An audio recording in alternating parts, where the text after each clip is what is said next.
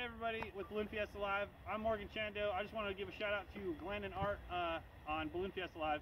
Just want to say thank you to all the first responders and all the essential workers and all the frontline workers for what they're doing, and especially in this pandemic time. We just want to wish everyone a safe and happy day. We will see you next time. Thank you again. We are in Montana and Missoula, Montana. Yeah. Thank you.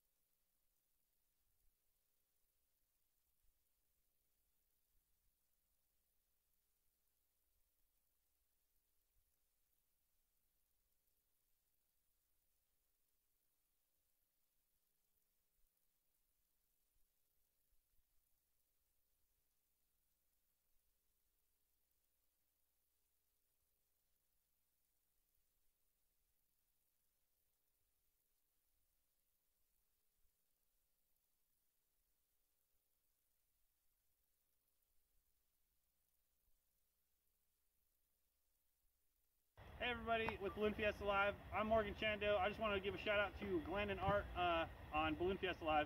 Just want to say thank you to all the first responders and all the essential workers and all the frontline workers for what they're doing, and especially in this pandemic time. We just want to wish everyone a safe and happy day. We will see you next time. Thank you again. We are in Montana and Missoula, Montana. Yeah. Thank you.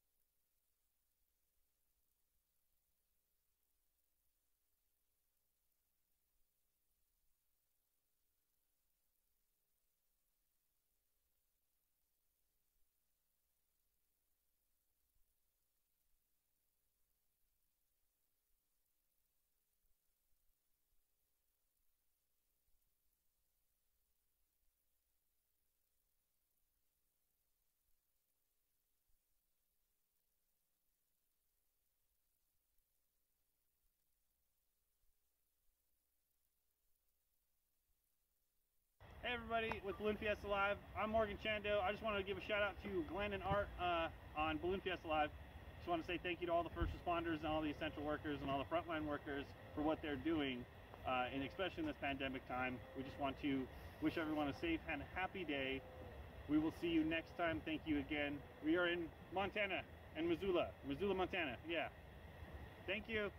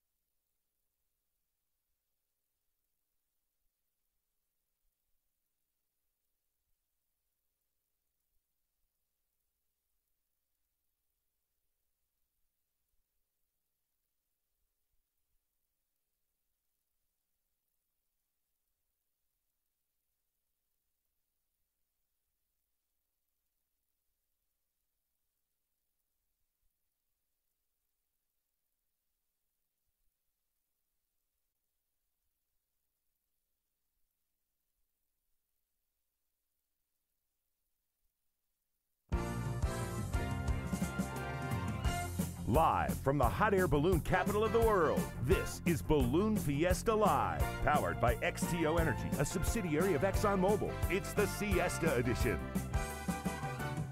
Live and direct from the home studio near Shreveport, Louisiana, and studios of Public Access Channel 27 in Albuquerque, New Mexico, here are the hosts of Balloon Fiesta Live, Siesta Edition, Glen Moyer and Art Lloyd Jr.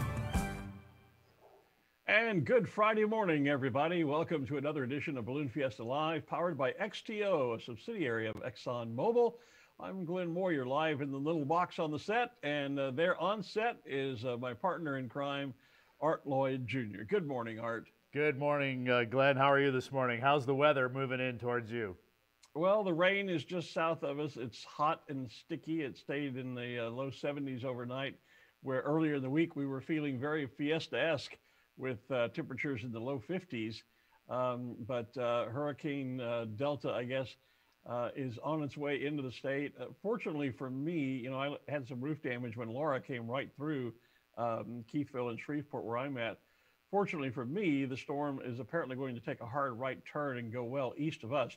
But the people along the coast and as far inland perhaps as Baton Rouge are going to feel the brunt of it. And so my thoughts are with them this morning, because a lot of those people have not yet recovered from Hurricane Laura. So Louisiana getting pretty well battered so far this hurricane season.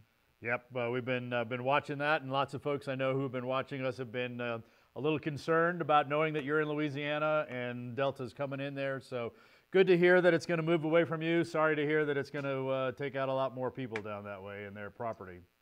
Yeah, I'm up in the far northwest corner, and so Laura did come straight through here, but by the time it traversed the entire state, it had lost some intensity, even though I had some roof damage to my garage. But Delta is going to be of much less strength and turn farther to the east. So I'm actually going to be fine. Get a little rain over the next 24 hours, but otherwise probably okay. But a lot of people are not. So keep your thoughts, and if there's a way for you to help through the Red Cross, et cetera. Lake Charles is still obliterated from Laura and not recovered, and they don't need another round with another hurricane. So keeping our fingers crossed for all our friends down in South Louisiana. You betcha. I hate to bring it up, but this has been almost a perfect week here in Albuquerque for balloon flights. And there's the last couple of days we've been pushing record high temperatures in the mid to high 80s. They keep saying, well, it's supposed to cool off a little bit over the weekend, maybe something moving in, but I think it's not going to move in until Sunday afternoon after we're done. So I think we're going to see lots of balloons up in Albuquerque from now through the end of the weekend. And so we'll bring you those as we can get to them. They don't always tell us where they're going to fly, because the event itself, Balloon Fiesta, the event itself has been postponed for this year due to all the issues that we all are more than familiar with these days, it seems like. But we here are live on Balloon Fiesta Live. We're bringing you highlights of past Balloon Fiestas, and as these balloons pop up in different places, like right there. Like there? Yeah. Like right there. We're out there with our cameras, and we will bring you pictures that we can from out there as well. We've got a camera out there. I think Ted Mays, who's joined us many times this week, is going to put a camera up for us. And we'll have some others as we go through the day. Glenn, we are marking a milestone today, by the way. This is show number 50 of Balloon Fiesta Live. Wow. Did we have a special pin done? Where is our merchandising, folks? Where's Lisa? Gonna have to wake her up and ask her about that. We should have. It's interesting. I woke up about 15 minutes before the alarm this morning, and you know how you wake up and your mind's already it's been awake all night anyway, right? Yeah. And I woke up and it starts, I wonder what number show this is. We should be getting close to some 50 mark or something. So I got up and I counted, and sure enough, today is show number 50. Well, that's outstanding, and not a lot of TV shows make it to 50 episodes by any stretch of the imagination, and not everybody has a guest star that jumps in their lap either. Well, no one had asked for Ranger yet, but I think it was only a matter of time before they were going to look. He's even getting more camera aware, I think. Well, he's a little restless.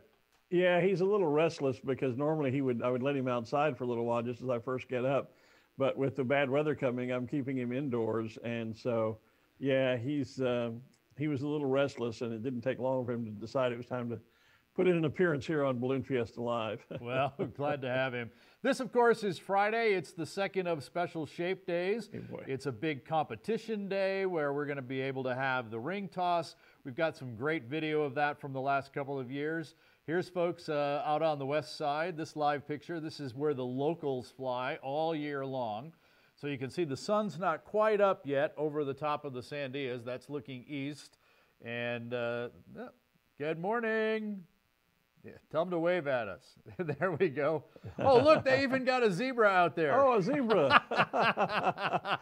Our first zebra spotting of the year. Oh, the zebras, of course, are launch directors throughout the year, and they're the ones that control the launches. That's PH Fred there. And so, that was, yeah, thumbs up from the zebra. They're the ones that control the launches during the regular launch times. And so Fred has managed to capture one to come out and help him get launched this morning as well. So we've got all this great video set up for you. We're also going to talk with balloonist Judy Nakamura about things as well. So I think it's time to kind of get started, and it was a great day last year. So how did it all start? It starts with balloons doing dawn patrol. Absolutely. So looks like most of our Dawn Patrol guys are off with the others shortly to follow. Yeah, it looks like they're all flying. That's a great sign. That was Michael Scott, and then there's Greg with Floating Oasis. As Michael we with his lighted crown line there. You see the blue lights on the crown. Seeing lots of blue this morning. I'm feeling pretty good about that. There blue you go. My favorite color. Just so you There's know. a great shot of Rick. Just blanked out in his name with the marker lights hanging below the basket there as well. Look at, there's the basket going off. They're just getting ready to set the marker lights down off the side. Nice shot, guys. Anyway, Doug tells me he's not sure whether he's going to fly or static. Static, of course, means stand up and stay on the field. Apparently, what he's being told is that all the winds are to the south. There will not be much of a box and not a lot of steerage, at least not at the moment.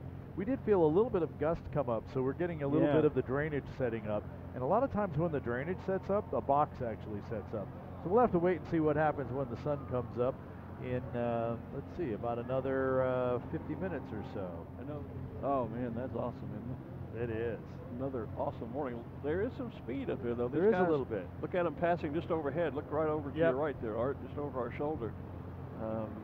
Very low level, just that's above part us. of that drainage, I think, that I felt a few moments ago. North drainage wind, which is fairly common here, so that's not anything to be concerned about. Sets up because of the mountain on our right, to the east of and the river valley off to the west. Actually, there's volcano cones even farther out, so we have this nice big valley here.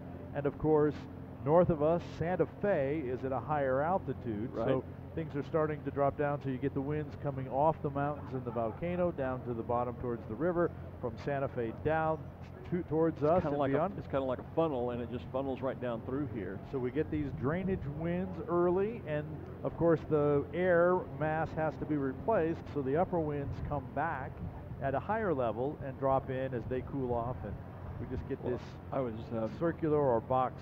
What we see early on doesn't always hold true through the rest of the morning. Well, it's always changing, as you know. Wind always changes, the weather always changes, and it's just part of the way the atmosphere and weather, wind, all that stuff works. It's constantly trying to get to a state of equilibrium, and I don't think it ever gets there. I mean, this is a day that pilots really wait for. It's a day, I mean, this is the day, if they're going to fly competition any day, this is the day they do it. Stemming back from the days when it was a key grab, and there was for a new car, or then a new motorcycle, new truck. I really liked the 1 year that there were 5 sets of keys on the pole. And you came across and you were to grab 1 set of keys. If you got a set of keys, you knew that you had won a vehicle. You just didn't know what vehicle. Didn't know which vehicle. And so later on that day, or the awards banquet, I'm not sure which, you came back and you put the key in one car. Does it open and start it? You know, et cetera, and to find out which one you won. I like that one. Now with the ring pole, because more and more people are getting in there, we can't give away a zillion cars, and we don't want to give away one and disappoint 550 other pilots. So now we put cash on the pole, and not literally, but if you ring the pole, that ringing the pole is worth some cash. And now we're talking about, I think, 2,000. It's at least 2,000 on the poles. Excuse me. And there are 5 poles. There are 5 poles, So $10,000 worth of cash out there. And of course, they'll also be dropping markers on X's for the overall competition. Yeah, because today is the last day of competition. Yeah, this is your prop, but I'm wearing everything else around my neck. I might as well put it around my neck too. I'm not a pole, but yeah, but the object is so you put that around your neck, by, and there's a pole out there, and you just drop that right over the So you like scored, that. Yeah, so I mean, good thing the pole is only, you know, the pole's not nearly as big around as we are, thank goodness. But this is the size of the ring. Or we'd need a full-size hula hoop. And you'll see some people go ahead and give it a toss. Yeah, they don't usually get the pole. If you're far enough away, you've got to toss. You're probably not going to get it. Probably not going to get it. You've got to be right where you can just reach out and lay it over there. Although we got some great pictures last year of somebody reaching way out with two hands like that. Yeah, everybody tries, everybody works, and so that we'll be watching that. I want to say about 5 pilots last year got to the polls. I think that's about right. Yeah. But that gets started at 8 o'clock today, and like I said, double competition really, because they're going to be doing ring the pole, and they're going to be dropping their markers. And you know, I was just thinking, because we didn't do the competition yesterday, there would have been cash prizes from yesterday. That's right. I'll bet those will get rolled over to today. They so usually do. More money out there. Yeah. And it's as you were saying, it's or as I was saying, it's the last day for a competition toward the overall championship, and there's some very substantial prize money to be given away for that as well. And so these guys will be extra anxious to score well this morning, because it's their last chance to move up in the standings, since we didn't have competition yesterday morning. So we're seeing the Dos Equis balloon being cold inflated now. Anybody want a cold beer? Scott Appleman, who happens to be the CEO of Rainbow Riders, the official ride concessionaire, providing rides to more than 360 people here every single day. Hey, so while we're getting things underway here, our balloon meister, Henry Rosenbaum, has come back to see us. All right, Glenn, good morning. Good morning, sir. Minutes before we get underway. You got your warm hat on, I see. Warm hat, warm gloves. There you go. Yeah. And some undergarments. Too much information. Too much, time out, TMI. But hey, cold, it does not matter to us today. We're here on this Friday. It's a beautiful day. We're going to see all the balloons here today. All right. Yeah, and I'm sure you've told the crowd the special shapes that are here, the non-competitors that will fly off the field, but here's what's going to be unique today, and I just wanted to come share this with y'all. You know, typically we do the pole ring toss, and we're going to do that. Right. But on the field after that, just we got our ring. We're ready. Ring. Yeah. So that's some cash prize on each pole, and also our sponsor out there from Digitool is giving away 2 Digitools today. So we added a twist. The first person to ring a pole will win one, and the last person to ring a pole will win one. Nice. Therefore, if you want to be one in the end of the pack there, you still have a chance to win not only some cash prize, but also an outstanding instrument pack. But here's the unique part. Normally we only have one task south of the poles. Today we have 2 tasks. We have a maximum double drop. Okay. And we have 2 sets of those on the east side of the field and the west side. And then we're going to use those X's for the maximum as a fly-in task. Oh, so wow. the pilots are going to have 2 tasks today. We're trying to make up a little bit for yesterday. I was going to say, trying to make up for the loss of yesterday. Give those that are competing for the overall a couple more task chances to gain some points. Exactly right, Glenn. Okay. So we're going to come in, we're going to ring a pole, then the maximum distances are those triangles. So drop on that, drop on the X, and then drop on the other maximum. You got it, Art. Art, you might want to go ride with somebody. And, well, I'm going to be out there with them again. Okay, so great, because usually we do a minimum double drop. You want to be on the other side of those triangles. And we've spent a lot of time talking about that in previous presentations I've done. But a maximum still in the triangle, but at the farthest end. So it's one marker in each triangle on either side of the X, right? Yes. Okay. Plus the X for the other task. Right. So there's going to be a lot of things falling out of the sky. Whoa, that's going to be exciting. So the balloon you're seeing right now while Art's doing that on screen is Tim Lloyd. Tim's balloon is called Glorious Drifter. Tim is a member of the board of directors of the Balloon Federation of America. He too has put lights, I see, on his crown line. You can see those blinking lights off to the left side of the balloon there. Apparently he didn't fly earlier with Dawn Patrol, but he's standing the balloon up now. Every year Tim does a long distance, what we call a long jump, to raise funds for cancer research. He's been doing that for a number of years now. And because it is time for our national anthem, performed this morning by the Sandia Singers.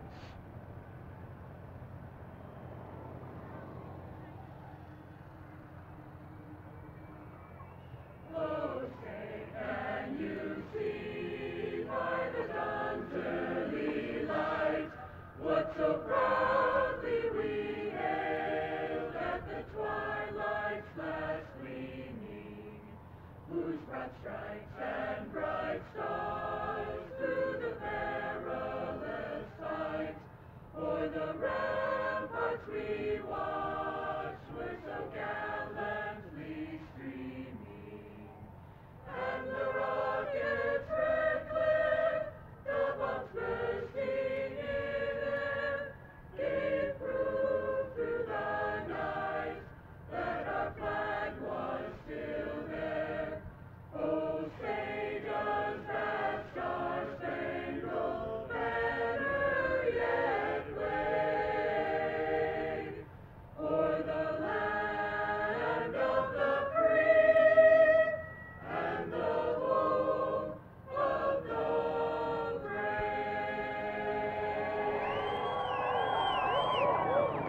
The Sandia Singers and our national anthem. Scott Appleman and the Dos Equis Balloon taking the colors above, high above. And you know, we've not talked about the official poster as well at all this year. That's true, we haven't. We started last year with the #1 in a series of 4, leading back up to the 50th, bringing Wiley Coyote and the Roadrunner back. Right. And so Wiley Coyote still in pursuit of the Roadrunner, a story that started, as I said, 2 years ago. This year's poster, they're both in balloons, and there's actually a Coyote balloon in the poster as well. And so it is really a great set of posters. I think you can still find a couple of the first years so that you can still get that set. Although they're going to be hard to come by as people realize it's a set of 4. They're going to be, they're just fabulous posters. I of course managed to have year 1 and year 2, and looking forward to the rest of the set over the next 2 years. The Roadrunner and the Coyote is the Albuquerque version of a task called the Hare and Hounds, where one balloon takes off first and is designated as the hare. All the others become the hounds and give chase. And so being here in New Mexico, they sort of changed that task to the Coyote and the Roadrunner and the Coyotes. The Roadrunner takes off and all the other balloons become Coyotes chasing. Hopefully not dropping anvils and other things from the sky, as we know that the Coyote often did. So looks like most of our Dot Patrol guys are off. And so we were talking about the poster there and how it was going to be a series of 4. Well, with the postponement of the event, now it is a series of 5 posters, which is going to make the set even better. And our Merchandise Monday in our BalloonFiestaStuff.com store just happens to be the signed metal print of that poster. There it is on the screen. So that's what the poster looks like. We did put a little piece in there. The Roadrunner's in the balloon on the back side. He's flying in and he's got a towel because Wiley in the front balloon has done a splash and dash, and he has done that poorly. The basket is dripping wet. He's obviously dropped the entire basket into the water there. So that is what this year's poster looks like. By the way, you can still get the 2018, the 2019, and now the 2020 poster. These metal prints, 2018 and 19, are sold out, but we do have the 2020 poster as well. And today, on our Merchandise Monday special, even though it's Friday, the signed version of this metal print is available for $35, which is the same as the unsigned version. So get a signed version for the price of an unsigned today, and today only on BalloonFiestaStuff.com. Yeah, every day we do a Monday deal, even though it's not Monday. And so you want to check in with that each time that you log on and see us on air. But that is today's special. It's a signed metal print for the unsigned price. There you go. Not a bad deal. Yeah. Yeah, it's a great deal. And people run out of wall space for those big posters, but these little metal prints, they work very nicely that way. And I like, because it's printed on that aluminum, it really makes the colors come out even more so. The poster is great, but the metal print is a little even better. So we do have some balloons in the sky. Trying to see exactly if I can figure out where this is. Cottonwood Mall is where we are. And yep, so recognize some of these balloons out there on the west side of Albuquerque. The sun just barely, in fact, look at there, it's just starting to come over the mountain there. Can you see it?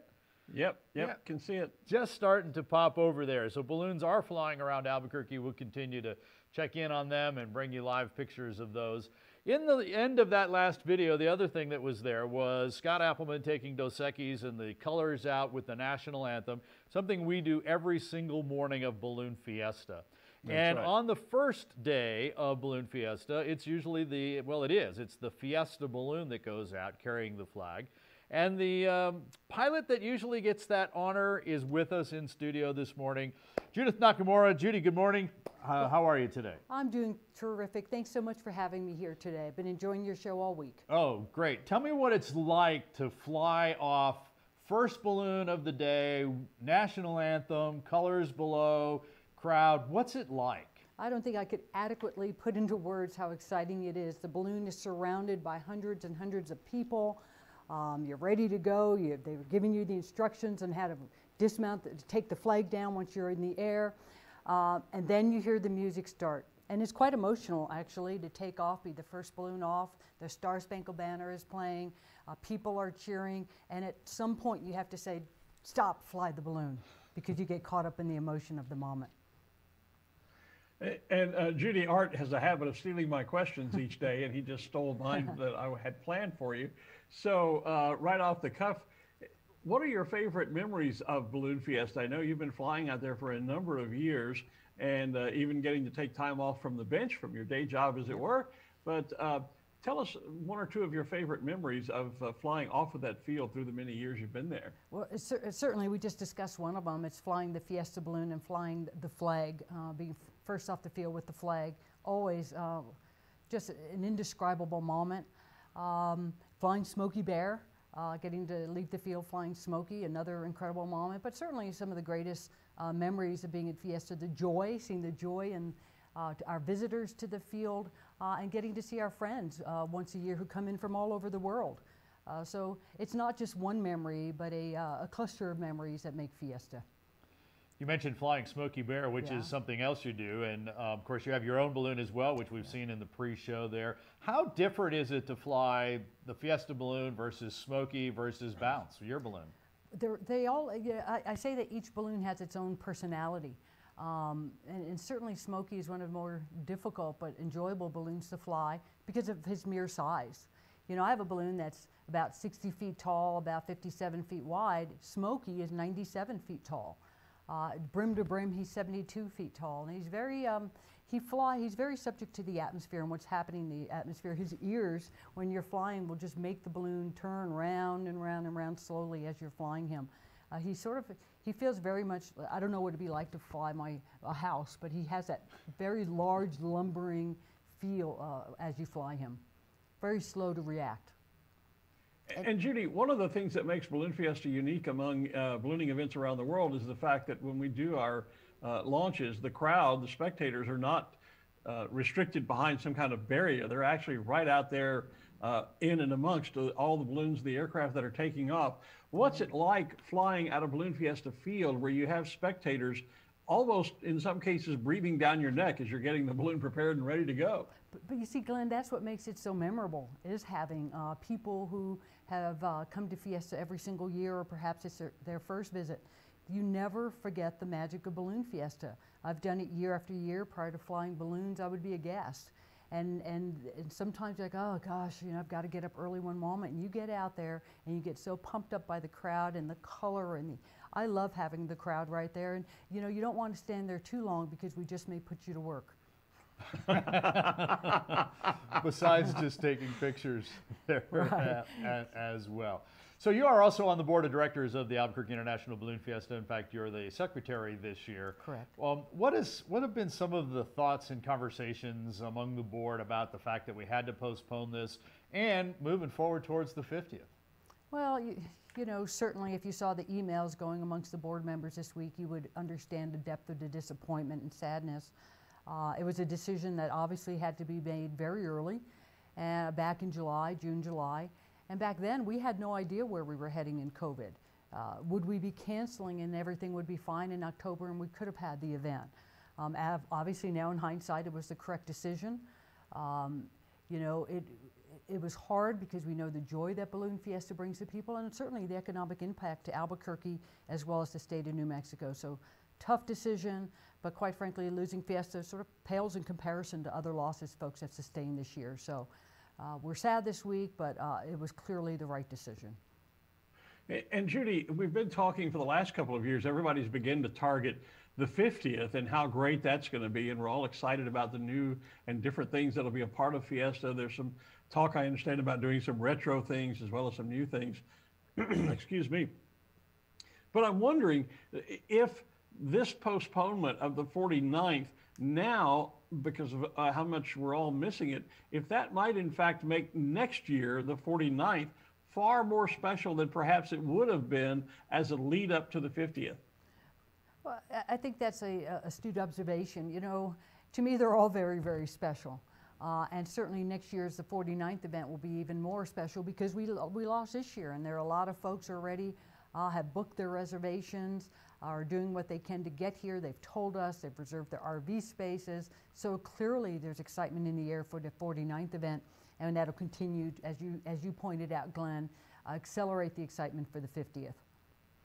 Judy, anything else you'd like to say to our Balloon Fiesta Live visitors while you're here? Well, you know, those of you who watch it year after year on Balloon Fiesta Live, you've got to come see the event for yourself. No matter how many times on the field, nothing matches the excitement of being next to these large envelopes as they're inflating and the color. So come out and join us live at Balloon Fiesta. Well, thank you for joining us here on Balloon Fiesta Live. We'll let you get back to your job, and you're going to fly this weekend, I think? My plan is to fly this weekend. All right. We'll look for you live here on Balloon Fiesta Live. Thank you, Art and Glenn. Thank you for joining us. So here we go. This is, again, a live picture now from, well, you can see the sun is obviously up because the sky has turned blue. As opposed to, you know, we've talked about it. It's a great weather here in Albuquerque this week to fly, but we have some fires around us. Some of the smoke from California. We've got a fire in the western part of New Mexico. Arizona has had some fires. Colorado has had fires.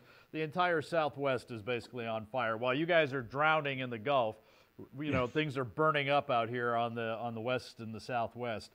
And so we've had a lot of smoke in the air that is kind of, it's just messing up that beautiful blue sky that we have here this time of year and most of the year as well. So it was nice to see looking up, seeing some blue sky there as well. Well, your comment about blue skies kind of caught me off guard because I was making a quick note here. I think that's the first time that a judge has actually said that I made an astute observation. So thank you for that, Judy. Yes, for those who don't know, Judy is a justice of the New Mexico Supreme Court. Just past Chief Justice there, and so we appreciate her work there and her time coming down and being with us. So Absolutely. On to from live pictures and live conversations here. Let's move on to the next part of Special Shapes Rodeo Day from last year, 2019. Now that the national anthem has taken place, it's time to start inflating some balloons. That's right. Here we go. As you can see, our balloons are quickly filling up with cold air, and we will be airborne shortly. I'm ready for them to fill up with hot air myself. Yeah. And start venting a little bit of it up this direction. That would be nice. There you go. That row of yellow balloons through there with the other colors in there. Rainbow Riders balloons. We mentioned Scott Appleman and Dos Equis taking off on the balloon of the day this morning. He owns Rainbow Riders. They are the official ride concessionaire. As I said earlier, providing rides, paid rides, bucket list, checkoff marks to more than 360 people every single day. And here goes one right now. Just that's a close-up of Sean Askren, who's launching the Intel balloon just in front of us and to our left here at the south end of the field. Sean likes to get up early and up and out. He does, yeah. Sean gets usually one of the first balloons up into the sky, and he is this morning.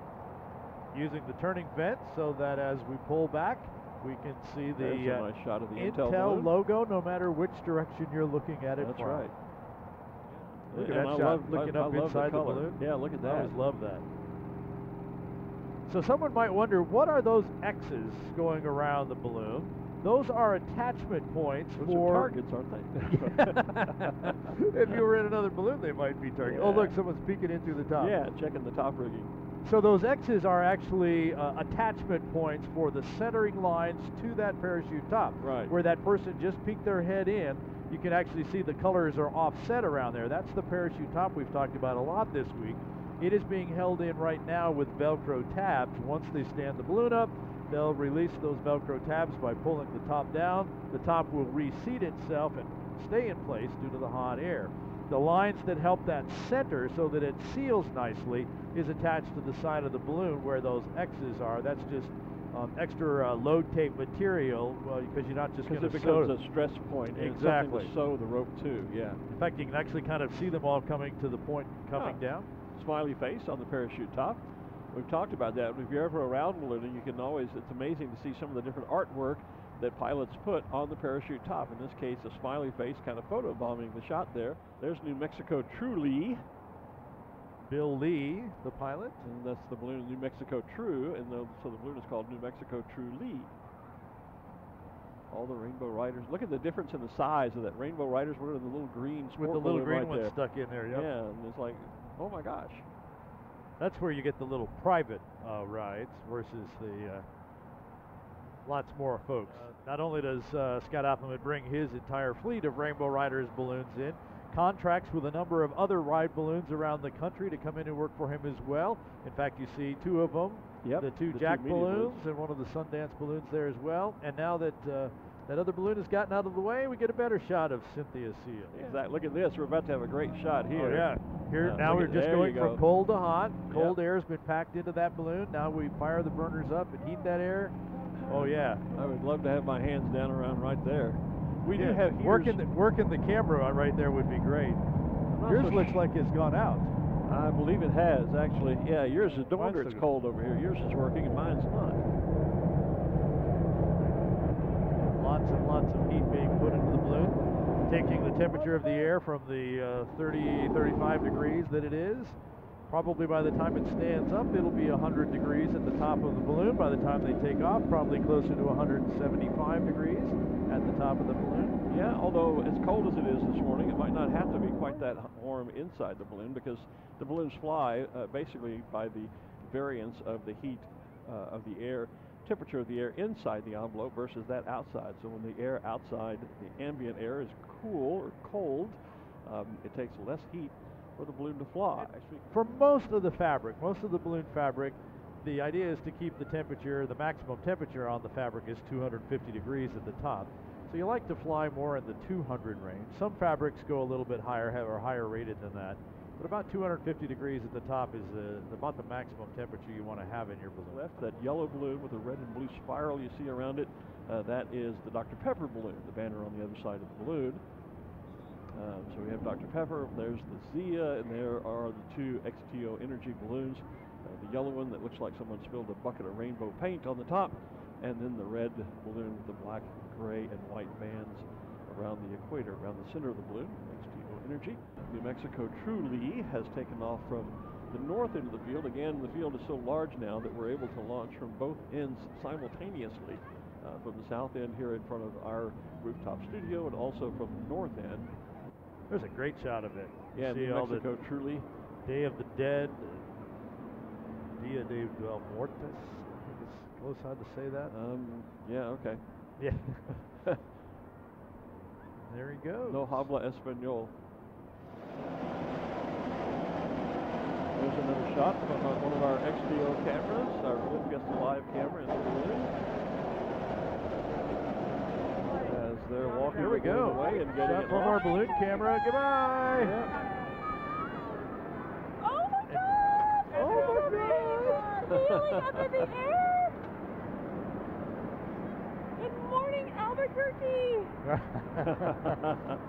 There they are. Having such a great time. Yes. Looking back on the field, the Fiesta balloon down. There's Lindy inflating that I was talking about. Let me know. Bill Walker, we were looking at the top of the smiley face. The smiley face. So I'm a spotter. Yeah. Good morning up there, guys.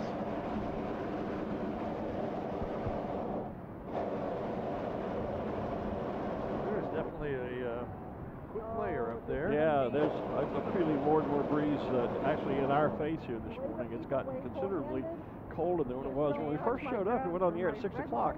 it really was not that uncomfortable, but it's getting definitely shivering a little bit. Yeah, now. Yep. It's now the cold is noticeable. Earlier it really was not bad, but it suddenly is becoming quite noticeable. So all the white tents that we're seeing at the bottom of the picture there, that's Corporate Village. You can bring your company here with your customers or your staff. The permanent building with the kind of red top and then the white, we're underneath, just in front of the that white block there, that white top that you see, white roof. And there's the balloon from the ground camera. It's the white around the center with the red at the top and the bottom and the black and gray stripes. That is our XTO camera balloon this morning. Closer to us, I'm looking at the emoji balloon with Lee Hooper on board as pilot. There is Lindy. And there's a shot back on the field where you can see those same balloons from our balloon cam. You can see the emoji almost center screen, just slightly center right of the screen. There's the emoji balloon with Lee Hooper from Lindstrand, UK. Looking across, there's the pink of Hamlet and the white of Humpty Dumpty, and then Lindy's next to that as well. You can see the white cap and the big eyes of the Smurf looking right up at us there from that shot. Also over there is... I see Wags is inflated now down near the stage. He's that kind of teal-colored balloon on the far right of that shot. Actually, there's Wags. Now he's on the left side. Yep, quick puppy. Hey, the ex-con is here. Yep, that would mean probably that the... right behind it is where you're headed? Yeah. Yeah, the Keystone Cop right behind it. So the con up so that he can make the getaway. Oh, now we're looking at, what's this guy's name? Anton. Anton, our gas station attendant. Which led us into a whole discussion the other day about the 2 states that don't allow self-pump gas. Pop quiz, do you remember the 2 states? I remember Oregon was the one we didn't know because 1,000 people commented on Facebook and told us. And was it North Carolina? Nope, New Jersey. New Jersey. New Jersey. Well, you got a 50% on that. Well, okay. So a few moments ago, you saw our XTO balloon as time flies take off, and you heard all the woo, ah, and all that great stuff going on. Well, Samantha Guthrie is the Public Affairs Director for XTO. She is in the balloon now. Samantha, what do you think? Hi there. Hey, it's Sue Ann. Just a quick correction there, but this is amazing. This is my first balloon ride. It's XTO Energy's first appearance at the Balloon Fiesta as a sponsor, and we are so excited to be here. This is an amazing event that gets worldwide recognition, and we are super pleased to be here, to be a sponsor and be part of this world-renowned event. I apologize for the name. It got passed along incorrectly to me. So how's it like being in the balloon? This is amazing. You know, it's the most perfect weather today. We've been blessed by great weather all week here, with the exception of yesterday, a little bit of wind, but it's peaceful, it's beautiful. We've got a great sunrise, all the balloons by us. It's just amazing. It's an amazing feeling. There are a lot of homes in there now, although we were able to preserve one piece of land in there that was going to become a commercial development, and the city and the neighborhoods and the balloonists and all got involved. And so Vista del Norte is the landing site that we, in fact, that's Vista del Norte right there, that isn't that Jerry Graft in Lofty? Yes. Yeah, right there, the yellow balloon that just hit. Yeah. That is Vista del Norte that we were just talking about. And that was going to be a commercial development. The city got together and created this. It's now a partially park. The dirt area on the other side is part of this. Half of it is now grass. That's the spot many of them will be landing in. In fact, I already saw 3 in there. So that's going to be the spot. Now, we actually have given our pilots a kind of a game plan if they get down that way. If they are actually going to go over the airport and they are on the east side of I-25, which would be directly over the airport, they need to be at 8,000 feet, which is about 3,000 feet above the ground. 8,000 feet so that they are truly flying over the airport. However, if they are a little bit to the west of I-25, which puts them kind of in the approach, then they need to be below 6,000 feet or about 1,000 feet. So you fly under the planes if you're west of I-25 and over the entire airport if you're the other way. Yeah. So Truly is coming into the Truly New Mexico balloon here that we see. This is coming into the Renaissance area, which is another place. That's the area is that I was you were trying thinking to remember. of? Yeah, Renaissance. Yeah, that has built up nicely. The Home Depot there, and there's a Costco and a Sportsman Warehouse and all kinds of other businesses in there. But Renaissance was a very nice place to land. Yeah, that's the exact spot I was remembering. And there is a little bit of space to drop in there, but not much anymore. Yeah, that used to be a great wide open green area, green fields of grass. By that is what I mean. And the streets are all in there. Well, there you can see it. There you can see it. Yeah. But all that area used to be just big wide open green fields. It was a great landing zone on days when you had to fly southward here. And there is still some open space. I can see that there in front of Home Depot. There is still a little bit, but you see there's buildings just to the south here. Yep. And if we were to go just left of that, that's where Costco is. And but you see all those trees lining the road there? Yeah. I remember landing those when those were just young little saplings. Yeah, I do too. Hey, there's Buddy Beaver. Buddy Beaver, yep. And for those that don't know the whole story, Buddy began life as actually as Mr. Potato Head. Yep. And there were some issues with Hasbro, and so there was a extreme makeover done to Buddy to give him his big cheeks and those buck teeth. And yeah, their sun. Let's look. Actually, Buddy Beaver is actually in the sun. Yeah, it's there. It's just not up high enough just yet. But he's already over, almost behind us already. Anton's taking a nap. We saw him rock and roll and kind of lay and come down on folks there.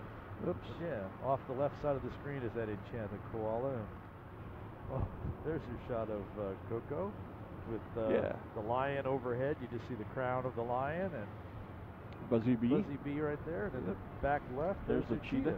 Yeah. All of our regular shaped balloons, I think, that are going to launch from the field may have launched. Maybe one more way out on the far north end, so we can get the field roped off, flagged off actually, and be able to start our competition. Gosh, lots of things happening in that video, huh? Yeah, lots of things. And a little backstory, we were talking about Bucky Beaver there. When they did the makeover, you know, I commented that he started as Mr. Potato Head, and then there were some legal issues with Hasbro, whatever. But so when they did the makeover, they just added those great big jowls, those big cheeks and the new teeth. But when he glows, I don't know if we'll ever see it in one of our videos, but if you're ever out and you see him glowing, you can actually see through the makeover, the beaver face, and you can see the Mr. Potato Head part behind him, which is kind of cool. I think I have that shot in tonight's video, and if not, of course, you can go back and watch last year's Balloon Fiesta live shows again as well, because it is in there, because you talked about that, and we actually got to see that shot. Oh, okay, cool. I think I used it from last year.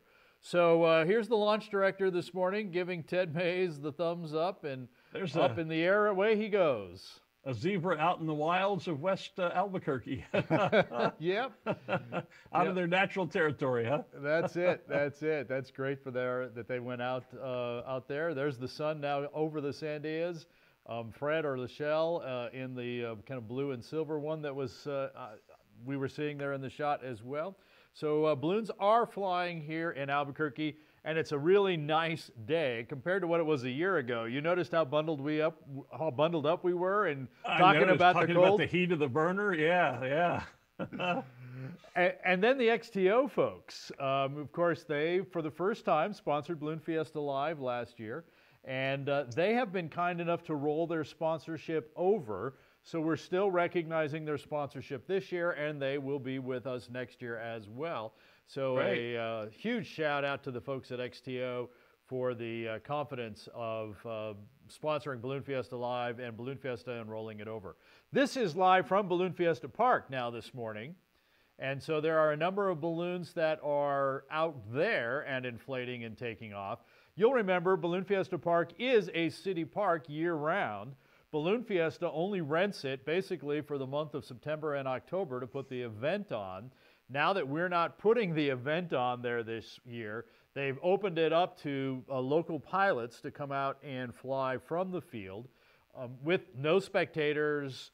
They're checking people at the gate to make sure you're part of the balloon crew to be able to get in there. Spectators being turned away. Even city folks who work there are having to show their city badge to get onto the field to be able to see what's going on. So live pictures this morning from Balloon Fiesta Park. That's outstanding, and you were right. There is a nice blue sky out there this morning, and good to see that so many of the locals are out and getting to fly, so that the city of Albuquerque isn't missing Balloon Fiesta entirely. At least there are some balloons flying. Well, the other thing, this is fall break for our schools. Even though most of them are doing virtual classrooms, it's still fall break. And so teachers are off, kids are off, parents plan to take time off as well. That black balloon looks like Karen Converse, actually, basically a fairly new pilot. That looks like her balloon, the black with the pennants. This is from Ted's balloon out on the west side. Moving along just a little bit. Oh, there's more over there. That's, I think that's Kisses, that Eric Hodges balloon up there. He may have changed the name of that, or he's had so many balloons I can't keep track of the names of which ones. And then looking straight up inside the balloon with the burner, yeah, just like we were there. So, almost. Yeah. It's about as. And so, like I said, that's the area that we fly in all the time, 300 and some days a year. That's the west side of Albuquerque, still wide open spaces. There's a wave from Ted. Ted's on the right. He's taking his hat off there. So, but we got to know Ted last year when he flew the Time Flies balloon for us. By the way, I shouldn't mention this, but you know, we called that balloon As Time Flies the entire 9 days last year. Remember that? Yep. The red, yep. And after the event was over, Tristan tells me the name of his balloon is Time Flies. There is no As. Okay. So, we call it wrong all the way through there. But Ted ended up flying the balloon for us for a while last year, and so we got to know Ted, and he's been great with getting us pictures and video and those kinds of things. And you, as usual, no one knew we were wrong until you admitted it, so be careful what you fess up to there. Hey, he posted it to a Facebook post, so, you know. Oh, well, yeah. Okay. And his crew signed the banner that way, but anyway. Hey, we did something special last night while we're watching these live pictures, and we released another new item in our store, our online store, balloonfiestastuff.com. And so we revealed it to our viewers last night. No TV hoopla, no nothing. You saw it here first. And it's not even one of the banners that goes across the top of the store. It is that bronze/copper pin on the right side of your picture there. On the left, of course, our Balloon Fiesta Live pin. We got to put the two together there, right? And so this is the third and final in a series of Balloon Fiesta Siesta pins. We had a gold one that we released right before Balloon Fiesta. We had a silver one that we released on Monday of this week. And now we have the bronze, which also kind of looks copper. And they are limited edition, 200 of them only. They are numbered on the back, and they are one per customer. You can get these at balloonfiestastuff.com. Again, we released this color last night during our Balloon Fiesta Live show. So there's still a number of them as word gets out to be able to pick those up. balloonfiestastuff.com. And while your coupon code of BF Live will not work on the bronze coin, bronze pin, I mean, it does work on the Balloon Fiesta Live pin. So you'll be able to get a discount on those and 10% off everything else in the store, with the exception of the Siesta merchandise. So all kinds of pins. There are 20 pins. You see some of them there, from the Night Magic Glow to the Public Safety pin, the Special Shape pin, the Splash and Dash pin. We even make a walking stick pin, one that goes on your walking stick. A couple little screws come to attach it to there. That one's pretty popular with us as well. There's a Wiley Coyote pin that actually the Roadrunner slides back and forth on the bottom. And then there's that great patch we were just seeing there, the big 9-inch Fiesta patch that has the cartoon characters at the bottom. There it is as well. And so you want to go to balloonfiestastuff.com, do your shopping there, and don't just go and pick up, don't just do a search for one item. Spend some time browsing the store. There is lots and lots and lots of merchandise, and as Lisa told us yesterday morning, she's forever putting new things in the store, so come back often and check out what might be new in balloonfiestastuff.com. Our physical gift shop is closed because of all the COVID concerns, but our online store is there, up and running and available, and we've got some great Balloon Fiesta Siesta merchandise, as well as 2020 merchandise, and lots of things even from past years as well. There's the puzzle. You see part of the blanket. There's a watercolor deal. Coming into view is the calendar on the left that has 40 minutes of video. There's that signed metal print on sale today for the price of an unsigned one. The stoneware mugs, the caps, the drinkware, the patches. Pretty much, if you're looking for something ballooning, we've got it at balloonfiestastuff.com. And by the way, Art will be having his own show very soon now on QVC, just in case you're wondering, doing a little live auditioning there. I'm glad you explained the walking stick pin, though, because I was on the site shopping last night, and I saw that, and I thought, well, what's a walking stick pin? I wasn't quite sure about it, and I didn't get one. I may go back now and get one, because I have a really nice shillelagh, which, for those of you that don't know, is a Scottish or Irish walking stick. And so I might have to put some pins on that. But I did get last night one of those great 9-inch patches. I don't know what I'm going to put it on. I mean, it's not like I don't have a Fiesta jacket or two already, but just the idea of having those Looney Tunes characters on there with the Fiesta balloon, it was just too good to pass up. So I did pick up one of those last night, as well as some of that great drinkware. There you go. I think you're going to be pleased with all of that. I've been using one of the drinkware cups here on the set. And, I know. You know, I'm always leery about these because they always say they keep things cold, and they don't. These do. I really like my drinks cold, and I put a drink in here without ice, and it lasts the entire show. So that's 2 hours, basically, keeping the liquid cold. And if we weren't doing this show virtually, I would probably have one of those sitting with me on the rooftop studio as well. But you have the advantage on me. You have all that cool stuff in Albuquerque. I have none of it here in Louisiana, so I had to go on and shop for it. Well, I saw your order go through the system last night, and so yep, it did. You know, the entire staff, what's left of it, working this week, is spending their day processing probably boxing orders. and sealing and packaging, I mean, getting orders out. Yeah, and I'm all the way up to the top. The executive director, the director of operations, our bookkeeper, and our controller, and I mean everybody that's there. I mean, it's a full-blown operation on packing and shipping and trying to get the orders out, filling the back orders on things that we've had some. So it's a tremendous operation that we're doing over there, and we appreciate everyone placing those orders and the support. And continue to do those, and we'll take care of you. We'll get it done. My role is to work the back end, by the way. I'm working the store on the back end. So when you send in a customer complaint, I get to deal with it. Oh, good. Well, I'm going to send my email right now. You know, what they should do is like a lot of companies will do is put a little slip in there that says, you know, your package was, you know, packed, or your order was packed by Paul Smith, you know, or whoever it might be. Well, you know, we made up some slips to remind people to watch Balloon Fiesta Live, but things have gotten so crazy over there that I'm not sure those are getting in the packages. We are throwing bumper stickers from 2021 in the package. I know. The package I got early on that you sent me, thank you very much for that, with the calendar and the pins and things, had bumper stickers in it. So I thought that was pretty cool. And I think when you place your order, I was doing that last night, I think you automatically get a free bumper sticker as a part of your order. So that's kind of a neat thing. Yeah, it was fun to put that in there. We have thousands of them.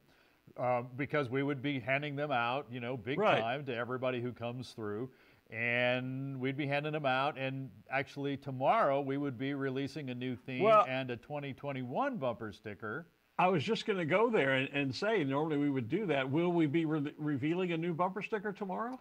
No. No? Okay. No, we will not. So the one we have is the one for next year. It is. That's the one. Okay. So at least as far as I know, we have no plans to move on. We're actually going to carry the Time Flies theme on to next year. And so we're kind of, we've updated our website, and now kind of says Time Flies On.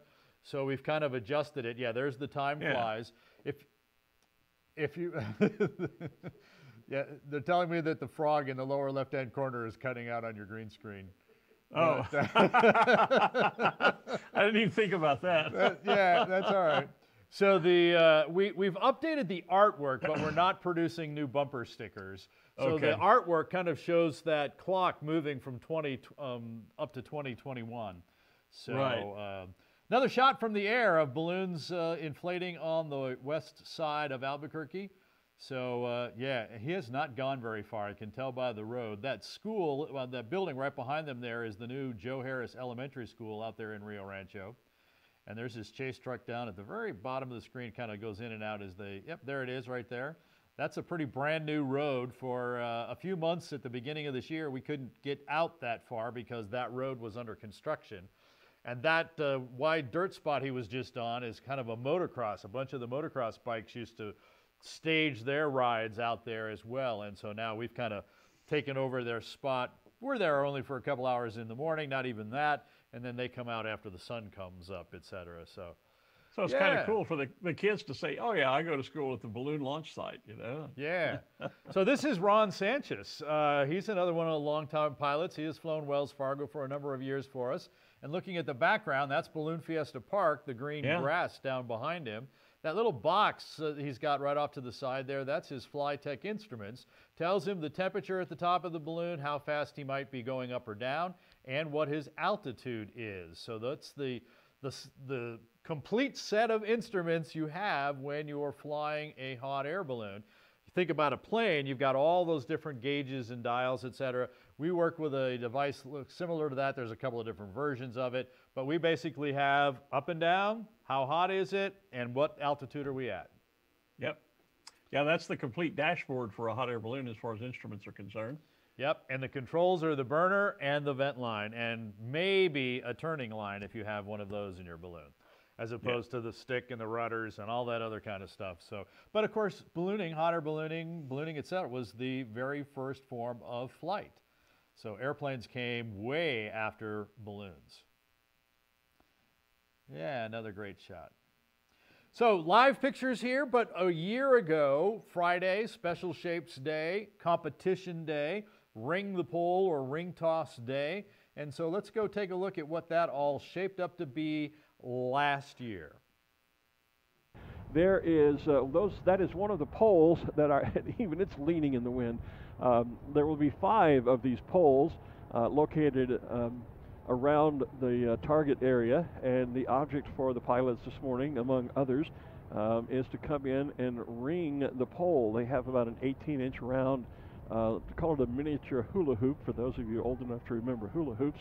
And the object simply is to fly their balloon by. This year, it is a ring, and you drop it over the pole, and pilots who do so will win some cash prize money. There are a number of the competitors who've gotten airborne, and they are arriving at the park before the targets are ready. The scoring team is putting the targets out as I speak, but they're making their pass across the field, and there is no box this morning, so if you arrive too early, if you arrive too early, you simply are out of luck. Say, if you looked off to the north and west, you can see all of the inbound competitor balloons as they have all launched now from probably out in the Corrales area, just across the Rio Grande, maybe down around the river basin, and are working their way here to the field. Now again, the targets don't open until 8:30, and so the trick is to not get here before then. Here we're basically just a few feet away from one, and so here's the triangle with the point pointing towards you, or the other triangle pointing to the other side. There's a marker drop, but our red racer is going to touch the ground, just skimmed it. Oh, no. But I don't have 8:30 on my watch either, so definitely ahead of time. They're not quite ready here. And of course, before you get to this, there are 5 poles out there, and you had those rings. I left my ring up there, so I'm not going to be able to score down here.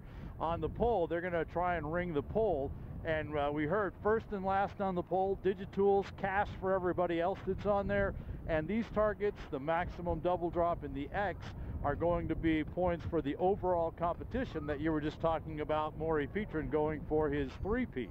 He's pulling on the vent right now. I see one more. He's got a marker in hand, winding it up. So there's the wind up. So there's the first one. He's inside. There's the second one. That actually fell long, so he missed. He's off the X. The other red one dropped outside the scoring area. Yep. So he got one of the 3. So the maximum isn't going to get him a lot of points. Line. That's banner number 196. I believe it's Royal blue. He dropped it just inside the point, so that's a good one. So let's see what happens with the X. He's right on the center of the X. Now he's got one more to get it in the other point of the triangle. That's going to be a great score for 196, the royal blue balloon. I'm looking. 169. That's a nice throw on the, there's another good one. Just a, yep. Nice three throws for number 169. Yellow, red, verticals interrupted by black and white checkerboards. Just had an attempt on the pole by the yellow one with the zigzag colors, chain-like colors going around. I don't think they got the pole. Of course, now we touch down, so that'll be some sort of penalty.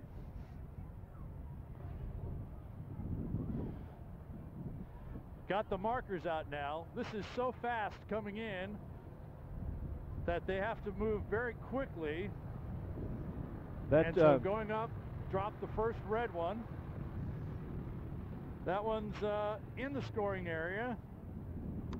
Banner number 196, Art the was second red one. Yeah, 196 Art was Royal Racer. That is Brandon Bloom out of Indianola, Iowa, flying that.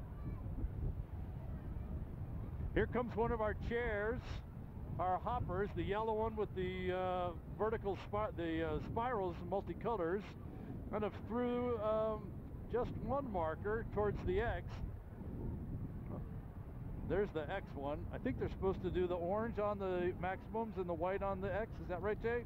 Okay. So red and orange on the triangles, and any other color can come down on the X. So now you also have to pay attention to what colors you're dropping. Yeah, so even in addition to how fast you're dropping them as they come in. So even though Moyer may have gotten a marker down close to the X, if it was the wrong color, it wouldn't count. Moyer did drop an orange one on the first triangle, got it in there. He did throw a white one towards the X, so that's in good shape.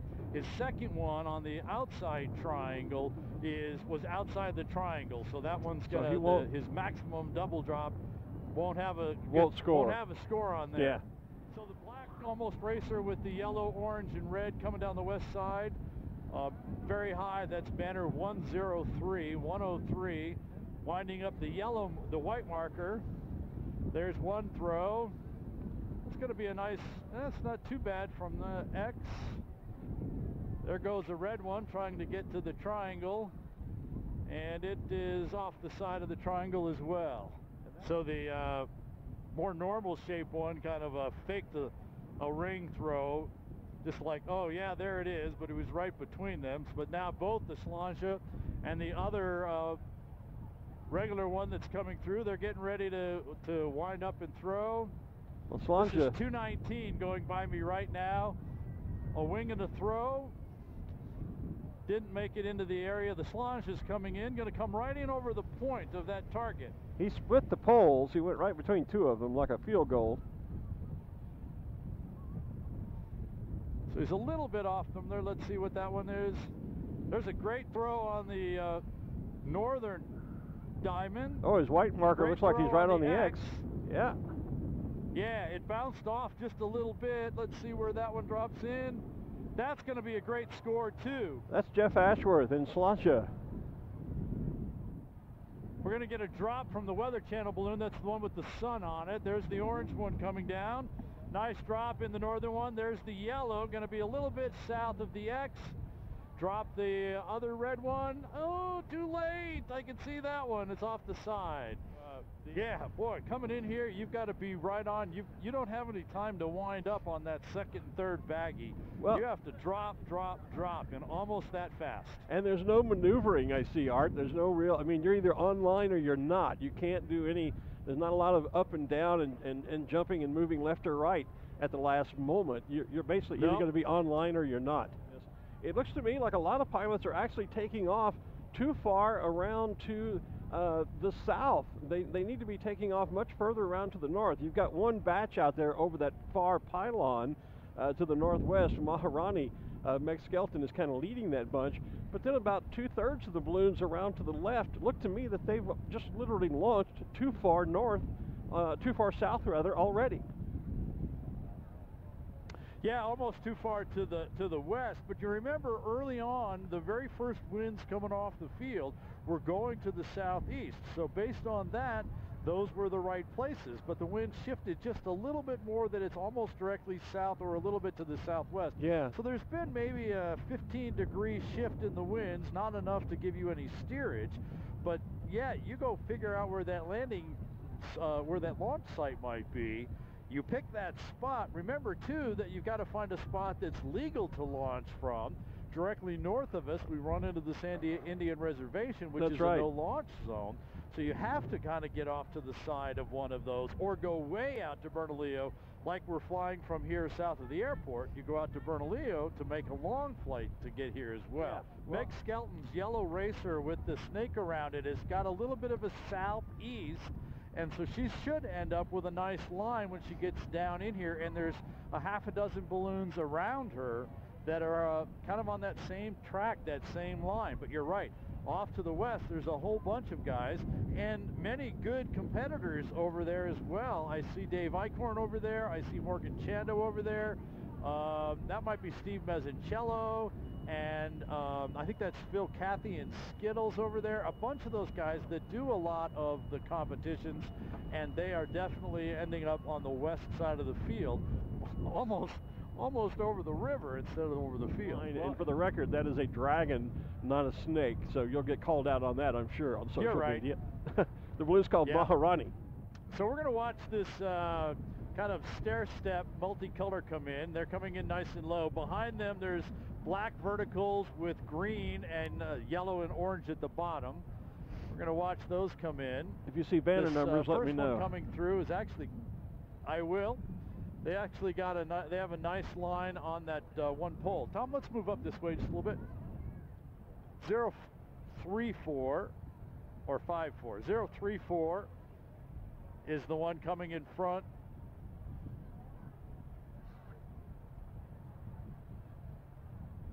And so both of them blew, trying to wind up on the one. That marker's just outside. Meg's throw is just outside.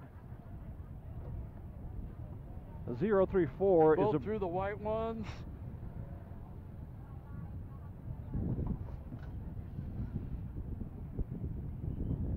And this green and black one coming towards you is 119. Over the top of the poles as well, going to drop on the maximum double drop. Got the orange marker in hand.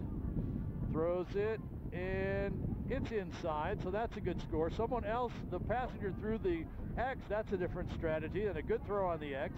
Now on the other, and they're inside, so that's a great score for the green one. Sky Trek is the name of the balloon, and that is Mike Johnson out of Mitchell, Nebraska. 8th year, Mike Johnson from Nebraska. So a nice strategy with that one, Glenn, in that the pilot threw the 2 markers for the maximum double drop, but the pilot or the passenger threw the marker for the X. So instead of having one person drop, drop, drop, you have someone else throw that middle one, gives you an opportunity to concentrate on the other. So that's a strategy I hadn't thought of. I was glad to see that happen out here. It is kind of interesting that they are basically blowing off the poles. There's not a whole lot of attempts on the poles at the moment. They seem to be aiming for these targets. There's a marker being thrown. That is, in fact, Bob Pulaski. Inside, there's the white one and the red one. And it's inside, so good scores for Bob. Yeah, Bob is flying a balloon called Ski Lift, and he is here out of Pineville, Louisiana. Great throw on the target by the yellow one. Now they're throwing the X. That's another great throw on the X. And inside the target. So a great one for the yellow racer.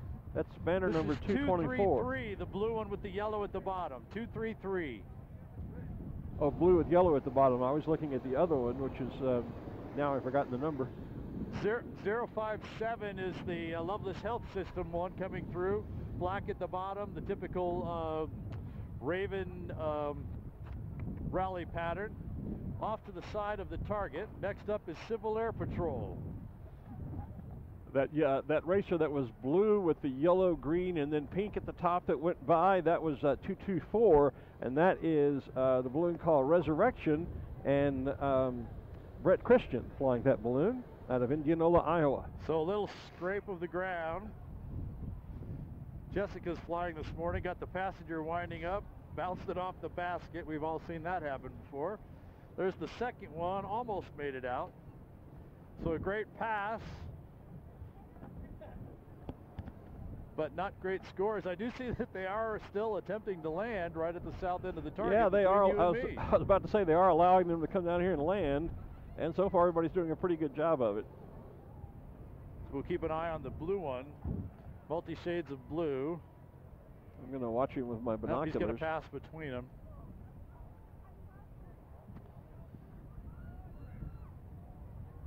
Yep, and a throw of the ring that does not make the pull. Is that 003?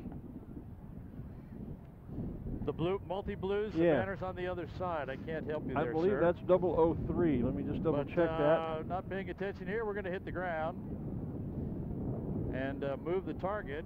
Of course, throw the baggie out.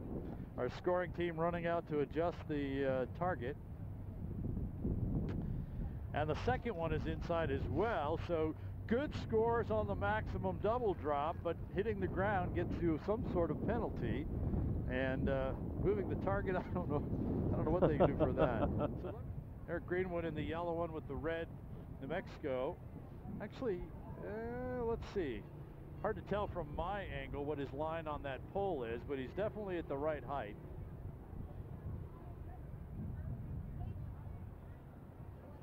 You know, Art, while we watch him, we're not that far into the ring.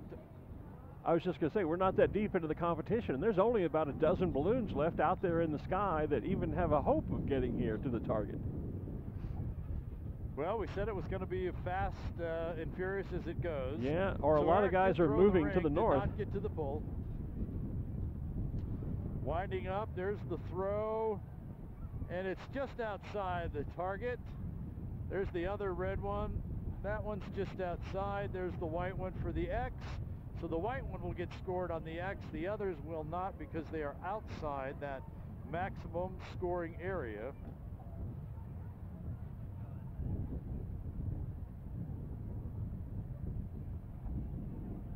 We need to watch this red, black, yellow with the black cross. I was just about to say, he's up high but descending. Field.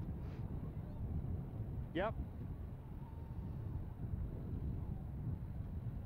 Needs to descend a little faster. Don't know if he's listening to our broadcast. Well, but he's in one of those. If I were coaching from the ground, I would. Yeah, but Art, he's in a round balloon. If he were a racer, he probably could get down here, but he's in that round balloon. He can't fall as quickly. That's correct.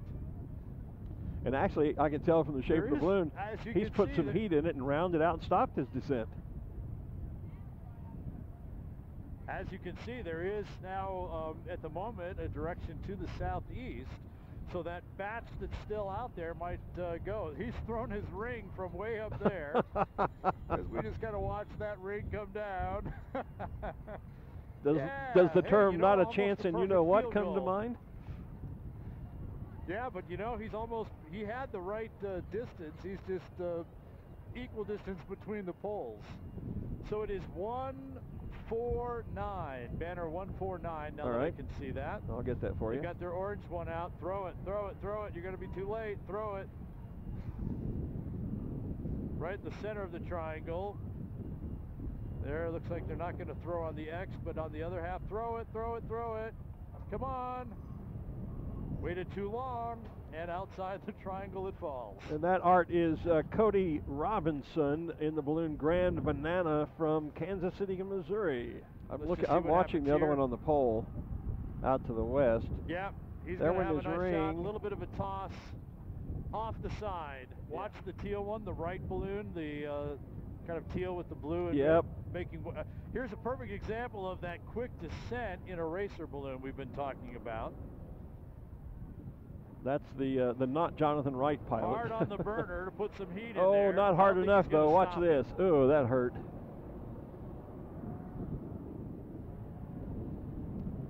That rapid descent has to be stopped by rapid. One of our pylons, lost his hat. Yeah. Rapid descent's got to be stopped by a rapid braking with the burner, and he didn't have enough burner. Yep. Yeah, Team RNS. Yep, they're going to both be east of. Yeah, they're going to both be east of the target area. Steve's going to wind up and throw in here. We need to keep an eye on this rainbow colored with a lot of black racer coming in. I'm watching him in the pole. Two things happen. Yeah. So the ring on towards the pole missed. Steve throws. He's outside the diamond. There's another racer dropping in on a pole. Interesting how they all come in together here at one time, right? A racer today. Yeah, so different wind envelope. up from the second racer, green at the bottom, orange and yellow going up the side. Big wind up. Throw it. Throw it. Quick coaching. Just on the inside of the triangle. There's the yellow one for the X. That's not bad. And there's the other one inside. So a good score for that second racer coming through. Next up should be Ken Drawn, yellow with the blue and red chain links. Ken's got from my angle, looks like a decent line on that far east pole. You might have a better viewpoint. 167 is Superfluous, and that is Larry Cohen. Just missed it. Was that Ken? Was close, just give it a little toss. Oh, no. Boy, that was certainly fast and furious. I'm just like on adrenaline all over again. Yeah, we said early on it was going to be a fast morning, as I recall talking to our balloon meister, Henry Rosenbaum, and sure enough it was. And when you have multiple targets like that, you come by, and I've seen pilots just take a handful of baggies, 2 or 3 if that's the case, and just toss them out the side, and let fall what may, where it may. But that was a busy morning. You were talking earlier in the show about reflecting on key grab day and the time when there were 5 poles and 5 keys. I also remember, and each one won a vehicle. I remember the version we did where there was a key on each pole, but then at the award ceremony, only one opened the door and won the car. So you knew if you got a pole, you had a 1 in 5 chance of winning a new vehicle. But only one won. That was always fun because individually, one by one, at the award ceremony, each person got to try their key and see if it opened the door to the car. I remember that. So yes, lots of variations on that. And back to the throws, throwing that whole handful here. You saw a few different people taking different wind-ups and those kinds of things. In going through the more than 80 hours of video, I found some video of, let's just say, multiple attempts at trying to actually throw the baggie. Go ahead and roll that. Take a look at this. So here he is, and so he's getting ready here, and he gets this little wind up. The idea is he's going to get a little farther out here. So he gets ready up, and it's caught in the crown line. Okay, so I'm going to wind up again. So here's attempt number 2 in the crown line again. And get it untangled here. Get it, there's number 3. Now, good thing the pilot's flying, because if there's number 4, good thing the pilot's actually flying the balloon, and this is the passenger. He's got it really tangled this time. And so I'm going to try out another time. Here's number 5. Oh, still got it all bounced out of here. Number 6, he finally just kind of gives it a toss. If that had happened on Friday, he would have been so far down the field. I was going to say, was he even still in the target zone at that point? But that was one of the slower days, but even so, yeah, it's just. I always hated doing, and rarely would I wind up my baggie. Now, I know there are some pilots out there who can do it, and they gain an extra 50, 60 yards, it seems like, to the length of their throw. When I would do it, either it would do like that, it would get tangled in the crown line or into the flying wires, or on occasion, I've seen people take and wind it up, and when they release it, it went straight up into the balloon and straight back down into the floor of the basket. So the wind up is not a favorite, was not when I was flying a favorite way for me to throw a baggie. I was never that good at it. Yeah, the best way, put your balloon right over the top of the X and then literally just kind of drop it. And even that, you have to be careful of the momentum of the balloon, the momentum of the balloon and where you drop it. If you go back to the Sid Cutter Memorial that we showed you on Monday, one of the first ones in over the boat waited too long and the marker dropped off the edge as opposed to into the boat. That's why I was hollering at those folks, drop it, drop it, drop it, drop it, because from the ground it's really easy to kind of judge that momentum. From the balloon, it's not so easy. Yeah, I've talked about that many times in announcing different events because I've seen it over the years that I've been doing this where, you know, your mind is telling you, wait, wait, wait, until you're right over the target and you can just drop on it. But you have to remember, especially unless you're right down on the ground, if you're at 100 feet or more above and you're moving through the air, you have to remember that as you're flying through the air, once you throw that marker, it's going to fly too. So you really have to train yourself to let go a little early so that the marker flies to the target, because if you wait until you're over the target, by the time it hits the ground, it will fly past the target, just like your basket does. But that's a real trick that your brain just can't wrap its head around, because you want to wait until you're on top of the target before you throw, and sometimes that can cost you points. So that live picture we were just looking at, a nice yet kind of sad shot of Balloon Fiesta Field with none of those pylons on it, none of the balloons, none of the vendor tents, none of the spectators, just a handful of balloons flying from there. That's Ron Sanchez flying that balloon for us. This is out from the west side now, so we've got balloons flying in town and on the west side. But yeah, that nice shot, there it is, whoops, there it was, of Balloon Fiesta Park. And then we're back to the west side here. We're using Zoom, and I think we're kind of bouncing back between both of these shots here. Yeah. But it's great to have footage from the air from 2 balloon cams. And you know, during Fiesta, we usually have one camera up, the XTO camera and the XTO balloon for us. And we've had some great shots from them as well. So yes, and seeing the park that way always reminds me of Monday morning when I leave Albuquerque after Balloon Fiesta, because so many people pack up and leave right after the Sunday flight that by Monday morning, the town seems almost like a ghost town, because all of the balloonists have exited. Balloon Fiesta Park is largely already emptied and all the tents being taken down. It's really quite a sad feeling when you drive out of town, out of Albuquerque on Monday morning after Balloon Fiesta, because all of that excitement suddenly is just drained away. Well, we talk about this every year. The idea is it's a 9-day event that starts on a Saturday, and many pilots, I mean, pilots have to drive to Albuquerque. You can't just get on an airplane and fly here and have your balloon here. You have to drive here, and so if you're a day, 2, 3, 4, 5 days away, you've got those 4 or 5 days getting here. You're here for both weekends plus the whole week, and then you've got that 3, 4, 5 day drive home the other way. Well, now we're talking about almost 3 weeks of time. Some people don't have that kind of vacation time. So they may leave early, slide in at the last minute, all trying to make that work. And many, many, many pilots and spectators and volunteers literally take their vacation around Balloon Fiesta to be here for it. Absolutely, yeah. Yeah, and so, and that's why we always see during the course of the week, some pilots have to leave town early because they do have perhaps a 4 or 5 day journey to get back home, and they have a day job they have to get back to. And they sometimes can't stay the entire 9 days. But that Monday morning when I drive out of town, it always just feels a little strange because the town just seems, like I say, almost like a ghost town. Well, considering that we put 80 to 100,000 people on the field every single event, that we have over the 9 days, close to 900,000 people show up. Many of those repeat, obviously, but yes, the hotel rooms fill up, and there are a lot of people in town for that week or a portion of the week. And I always tell people, don't come for 1 day. Don't come for 1 day. Come for 3 or 4 days. If you can't make all 9, come for at least 3 or 4. Grab one of the weekends as part of the midweek, because every day's flights are a little bit different, and the weather may get into the way of things as well.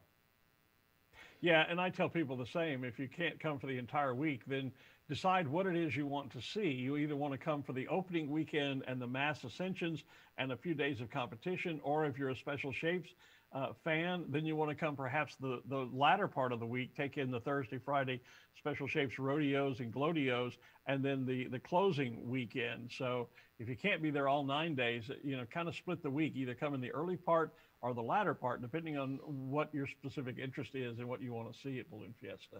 So we've seen these two balloons flying in the air all morning together. Now they have landed together right on a road, which is a good thing because some crews won't pick you up if you don't land on a road. At least that's always the joke, right? Land on a road, I'll pick you up, and if you're not on the road, I'm not coming. Yeah. So nice to see that they're out there and having a great time out there as well. One of the other great shots that we get of Balloon Fiesta is from a drone. And our drone company, the folks that we have worked with to bring us drone footage, Calibre Media House, has been putting together something called Balloon Fiesta 5s. And so it's a little bit of drone footage that has been taken over the last couple of years and bringing us some incredible shots. I want to show you just a little bit of the today's drone video. Okay.